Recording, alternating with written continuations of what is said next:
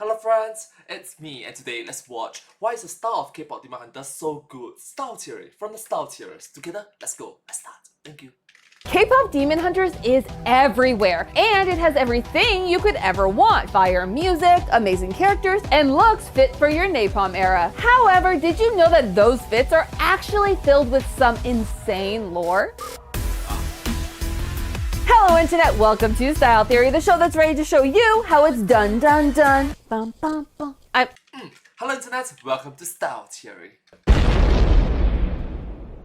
I'm sorry, I've been listening to that non-stop. Like the rest of the internet, my entire personality for the last month has been consumed by K-pop Demon Hunters. And I mean consumed. My Spotify, my feed, even all of my group chats are all focused on this movie. Also, can someone tell me why everything on the internet, and I mean like every quiz, horoscope, everything, keeps telling me that I'm mystery? I am not mystery. And while I could spend hours, and I do mean hours, talking to you about the significance of Rumi's specific patterns or the hidden meanings behind each song. Minnesota pop, Minnesota pop. Wait, are they talking about? Instead, I want to talk about something that I've been trying to cover on this channel since the literal beginning, and that is K-pop fashion. I'm so excited because not only is this movie a mastery of animation, it is a love letter to K-pop fashion. Every single outfit we see Huntrix, the Saja Boys, and just about everyone else wearing in this film is bursting at the seams with so many deep cuts honoring not just the history of K-pop, but Korean fashion as well. And since I can't really sing, I'll have to rely on sharing Easter eggs to help heal the Hanmoon. From Rumi to Jinu, OGs to the potential sequels, we are going to uncover the fashion mystery. I said I am not mystery. Okay, relax. Just sit back, grab some ramyeon, and get ready to learn everything you need to know about the style of K-pop Demon Hunters.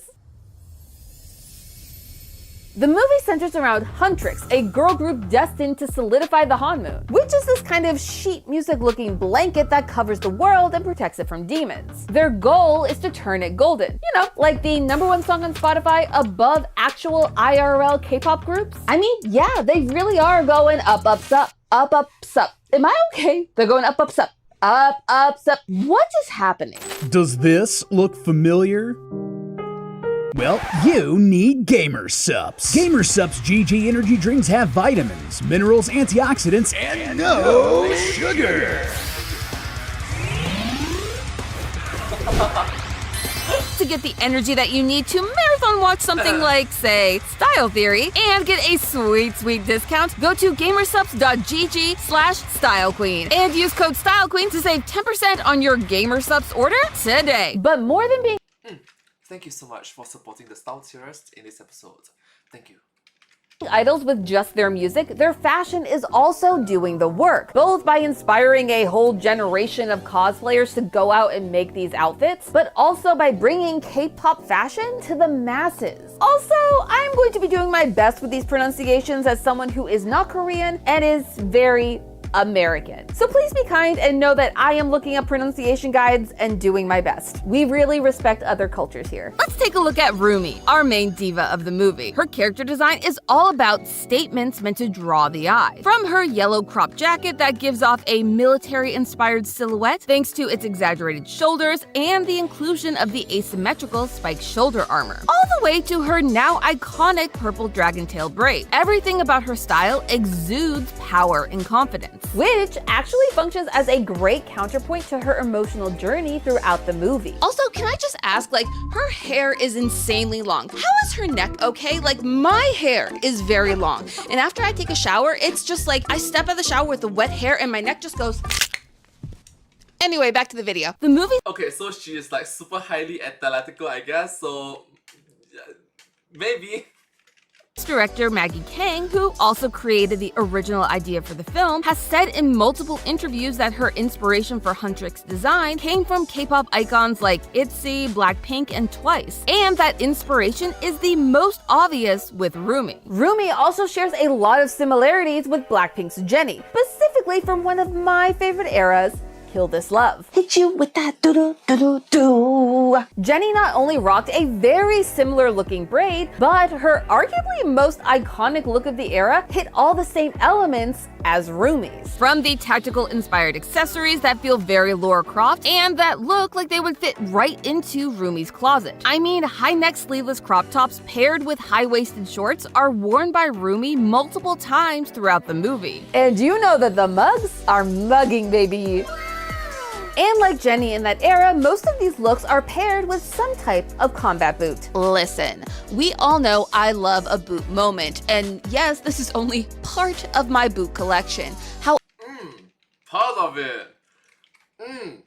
Quite a lot, However, the addition of combat boots really gives Rumi a very modern aura. You see, in the early 2000s, popular groups like Girls' Generation typically wore high heels. Very, very high heels. Respect. It was a time of hyper-femininity, both in K-pop and pop music as a whole. But as time went on and fashion evolved, so did popular footwear. This meant a rise in boots and sneakers as streetwear moved from niche into mainstream. Rumi also seems to take some inspiration from Alexa's villain look. I mean, the white outfit, the purple hair, are we seeing the vision here? Then we have Zoe, the writer, the rapper, the living embodiment of me when these scripts are not coming together. I might as well just tear these off. While it's clear that Zoe does take some inspiration from Lisa of Sorry. Blackpink, Wow, this is like the third episode in a row that we're talking about Lisa? What an icon. the majority of her look appears to be inspired by Cho Young from Twice. From both of them being writers to the blunt bangs, the buns, and the overall, well, essence of the character, the inspiration is clear. I mean, just look at this comparison made by a Threads user. It's undeniable. They share a feminine yet edgy style that balances cute detailing mixed with more masculine streetwear. However, if you zoom in and take a closer look at Zoe's outfit from how it's done, you may notice one other Easter egg: the suspenders. This is very likely a nod to Kara, another girl group that premiered in 2007. Specifically, it's a reference to their Mr. era. In the music video, as well as a number of performances and promotions for the albums that featured it, the group wore crop tops paired with cargo pants, sneakers, and yes, suspenders. I mean, check, check, check, and check. And then we have Mira. Which, let me just say right now, okay? If I am anyone in this movie, I am Mira. Or like, maybe Sussy the Bird. But I am not Mystery. Okay, you hear me, horoscope accounts on the internet? I am not Mystery. Mira is the wild Okay. Chill. We get your point. child of the group, with a style to match. Though matching her style inspirations was a little more tricky. Listen, a lot of K-pop idols have sported similar outfits and hairstyles over the years. You have Rosie and Jisoo from Blackpink, Giselle from aespa, and even Yeji and Yoona from ITZY. They've all had their Mira moment. However, we were just looking in the wrong place. One of the first instances we see of Mira in the movie is on the Met Gala red carpet in that unforgettable sleeping bag ensemble, which we do later see the Saja boys recreate. Instead of the stage, we need to turn our attention to the runway. Unlike her group mates, Mira is modeled after a, well, model. Model An So-yeon, Who director Maggie Kang has admitted to being a huge fan of. is known for her experimental style and more laid-back day-to-day aesthetic. The resemblance? Uncanny. The vibes? Immaculate. And as a group, their looks pay homage to all of the idols that paved the way. Their looks from the final song What It Sounds Like look to be a combination of two groups. First are the Twice outfits from The Fields. These include a similar mix of white and gold, a use of belts, and of course, boots. The other seems to be ITZY's outfits from Mafia in the Morning. Again, it's very monochromatic white and very military-inspired silhouettes. Check the chains as well as the jackets with very similar shoulder embellishments. And then you have what I consider to be their best looks of the movie, the ones from Golden. Once again, we see that military, almost marching band inspired silhouette. And it actually seems to call back to one of the greats, 2NE1, circa their Crush era. We stand. Though Huntrix looks were almost very different. Rather than taking inspiration from K-pop, early concept art shows that they were almost inspired by Korean history. These looks are a modern spin on the traditional hanbok, which consists of a coat and top paired with either a skirt or trousers. White hanbok, similar to what we see in parts of the concept art, were once considered to symbolize purity, light, and the sun, which does play into a lot of the themes of the movie. But even though they changed their looks, they didn't lose all that history. Their current designs still have plenty of subtle nods to traditional Korean iconography. For example, the little prints you see on their outfits, especially on Rumi's jacket, are directly inspired by daejeon, which is a colorful art style found on many ancient Korean temples. And those little charms that are hanging off of the girl's belt, those are known as norige, decorative knotted pendants that historically were customized to match their owner's unique style, which these certainly do. We see something similar again in the bracelet that Rumi gives to Jinu, but I'm getting ahead of Oh, fun fact. I remember when I was younger, right? That was like very young.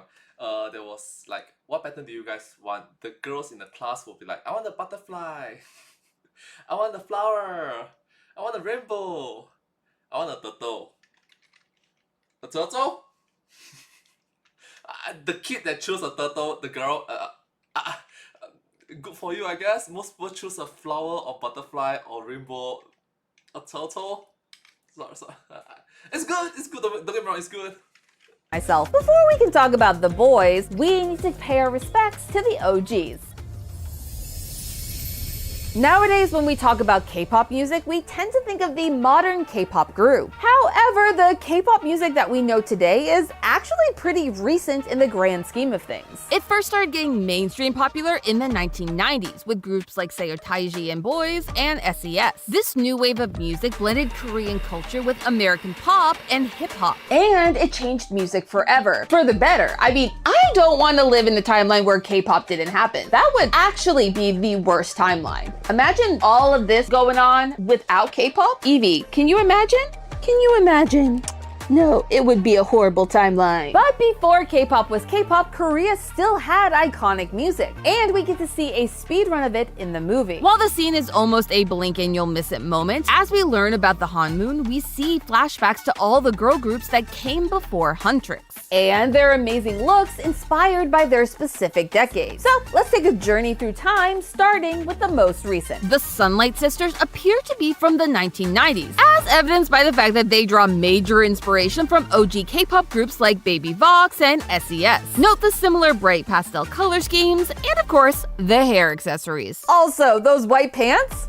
So 90s. Rewind to our next two groups. The first is dressed in a very mod style. This includes that bright color blocking paired with accessories like white gloves, thick belts, and of course, headbands to go with those beehive and bob hairstyles. And then our next group is clearly inspired by the 40s and early 50s, with their victory rolls and their fitted dresses that include details like sharp shoulders, button closures, and belts used to accentuate the waist. Both groups also seem to give a nod to the Kim sisters, who were pretty much the Blackpink of their time period. No, really. Not only were the Kim sisters huge in Korea, they were able to cross over to America, which, let me tell you, was extremely hard to do. They even appeared on the Ed Sullivan Show over 20 times. Which is the equivalent of like Blackpink being on Hot Ones right now.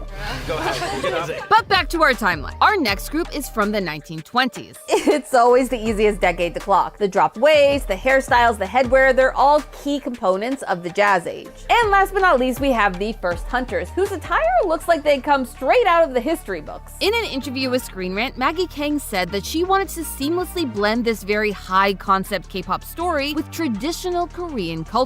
Oh, why don't we play that off of the kind of shaman women from Korean culture? Shamans, also known as Mu or Mudang, Yes, like the hippo, but also no, not like the hippo. would dress in more masculine clothes like we see in the movie, and they protected their communities through song and dance. As Maggie Kang put it, And there are these amazing women who kind of threw the first concerts. That's just like so badass. it also matches what we see in the movie. When we put the first Hunters side by side with this photo of Mudang Osubak, you can see a number of similarities, especially the hat. Oh, and speaking of hats, Move aside, BTS, because there's a new boy band that's ready to steal our hearts and our souls. While Huntrix can't be taken down, the Sasha Boys are ready to give them a run for their money. And I don't just mean the Idol Awards. Their style is also off the charts. And packed with more cultural references than a soda pop has bubbles. In their human forms, the Sasha Boys are what K-pop fans refer to as flower boys. Because they're as pretty as a flower. What this actually means is that their appearance is very clean cut. It has soft, delicate features, they're very stylish, and overall they appear very innocent. Even You do recognize that they are demons, right? They are devils. So, demon hunter, demons, so... when you can't see their faces. Okay, seriously, do I look like this guy? I don't get it. Maggie King herself says she was heavily inspired Alright, look, we get the point, okay? Chill.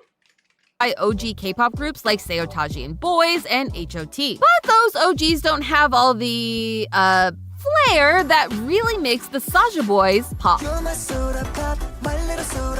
The multicolored hair, the nail polish, and the jewelry definitely steer more towards the modern era of K-pop boy bands. The soda pop outfits alone have huge callbacks to BTS. I'm talking Boy With Love, DNA, and yes, even Big Festa Energy. However, just like Huntrix, each of the Sasha Boys individually pull from different sources of inspiration for their specific looks. Romance's design is based on Youngjun from Text. Not only do they share a very specific hairstyle, one that does give the illusion of a heart shape, hence the name Romance, but Romance's yellow top from the soda pop performance also calls back to this fan favorite look. And in his demon form, well, game, set, match. Baby Sasha, you know, the one that looks 12 but has the deepest voice, he's what K-pop fans refer to as the Magne, or youngest member. Magne, like Baby and Zoe, are often the rappers of the group. According to the film's character designer, Baby is directly inspired by BTS's Jimin. Which, yeah, okay, I see it. I really, really, really see it. No notes, let's move on to Abby. Named, of course, for, well, if you don't know, then clearly you haven't been on the internet long enough, and I can't be the one to introduce you to that side of the internet. Abby typically wears a Hawaiian shirt throughout the movie, which, as it turns out, has a Alright, thank you so much, Amy, for considering your audience. In a Star Theorists, let's go and watch this video, so... long history in K-pop fashion, and are seen frequently on performers like BTS, G-Dragon, and EXO. And while Abby does seem to take some inspiration from many ab-forward K-pop stars, the one that stands out to me as the most likely one-to-one inspiration is Wonho, formerly of Monsta X. I mean, if not by his actual style, Abby was definitely inspired by some of Wonho's poses, among other things. And it doesn't hurt that he clearly knows what's up. Yeah, moving on. The next up is... mystery. My rival, the bane of my existence, the one that everyone on the internet seems to think is just so me? King said in her Forbes interview that Mystery didn't have a one-to-one inspiration. Instead, he was meant to be your general mystery anime boy archetype. Okay, wait. Maybe we do have more in common than I thought. I am totally the mysterious anime boy type. What? I am. However, just because the director herself can't pinpoint one specific inspiration doesn't mean that subconsciously there wasn't one. Case in point, Junji of Only One Of. Not only has Junji rocked a similar hair color to Mystery before, but he is also infamous for one other thing, his vision blocking bangs. I call that mystery solved. Which leaves us with the leading man himself, Jinu. While clearly main character coded and drawing inspiration from a Alright, cool, mystery solved, good job. number of leading vocalists across K-pop, he takes the most inspiration from Astro's Cha Young-woo. They both lean towards simple silhouettes featuring button-downs, collared shirts, and casual hoodies. It's the classic leading man look with a modern twist. Approachable, charming, unthreatening, you know, everything a demon should be when trying to defeat their enemy. But since Jinu was meant to have a classic Korean look, he, unlike all the other Saja boys, kept the natural dark hair. Kang also cites actor Nam Joo-hook as part of building out Jinu's overall appearance, who just so happens to be known for playing leads in romance-themed K-dramas. Let's see, inspired by romantic leads, classic looks, great singing voice, Jinu seems to check all the boxes for a perfect love interest, while being a huge dork. What? I call it like I see it. Jinu has huge tuxedo mask energy. There, I said it. We all know it. Of course, that's just their human looks. Your idols have a dark side, and their demon looks contain even more hidden meanings and ties to Korean culture. Looking closely, the Saja Boys' demon wardrobe appears heavily inspired by the Joseon dynasty, which spanned from 1392 to 1910. This was a key moment of Korean history. Okay, let's be understanding for her. She's trying. Amy is trying, so let's be understanding for her, okay? As it helped set the foundation not just for the modern Korean language, but for much of its current culture. Which makes sense considering the architecture and clothes that we saw in Jinu's flashback. I mean, he's supposed to be, what, 400 years old? That would put him smack dab in the Joseon time period. Those now iconic tall, flat-brimmed black hats that we see on both the boys and the bird are known as a gat. Gats were traditionally worn by Korean noblemen and were usually made of bamboo, though they could also be made of reeds, arrowroot, or horsehair depending on the exact time period. And the beaded strings that we see the Saja boys wear under their gats are known as the gat strap and were typically made of either ivory or agate. Basically, if you were wearing one of these, you were a big deal. Like, deal with the demon, big deal, apparently. The rest of their outfits look to be the traditional Korean hanbok, which we talked about earlier. While this would typically be paired with a low-cut shoe known as a lee or a he, the Saja boys ditched tradition to go for a more modern boot, just like we saw on Huntrix. I'm not judging. I'm just saying that the influencers were influencing. The whole look, from the tip of the hat to the toes of the boots, is giving Jiaosing Saja, or, as we say in English, Grim Reaper. Which, of course, is what really gave the Saja boys their name. In Korea, the embodiment of death isn't a skeleton dressed in a hooded black cloak, but a man dressed in a hanbok and black gat. Or maybe as your favorite K-pop group. But that is only the tip of the K-pop fashion iceberg. This art form has been around for decades, and given the success of K-pop Demon Hunters, I wouldn't be surprised if we got a sequel, prequel, or even a TV series spin-off. If we do, you know it's going to be filled with even more history, lore, and of course, epic fashion moments inspired by the idols we love. But hey, that's just a theory. A style theory. Keep singing, Soda Pop. Next time on Style Theory. What the heck is a labubu, and should you even care? Alright, thank you so much for watching this episode from the Style Theorists. I really like it that Amy stayed focused and concentrated on the styles of it and make it more entertaining and enjoyable to watch. And she didn't focus on okay, there's so many different things about Demon's K-pop Demon Hunter. One of the most memorable one is songs. Yeah, she did touch on that.